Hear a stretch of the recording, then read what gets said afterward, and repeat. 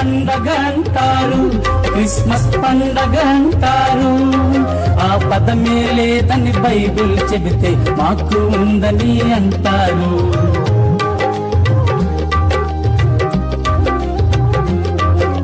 పండగ అంటారు, క్రిస్మస్ పండగ అంటారు.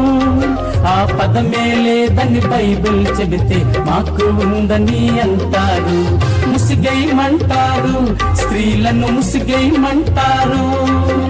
గుడ్డను కాస్త తలపై వేస్తే ఇదే ముసుగని అంటారు. ముసిగేయమంటారు, స్త్రీలను ముసిగేయమంటారు. గుడ్డను కాస్త తలపై వేస్తే ఇది ఏ ముసుగని అంటారు.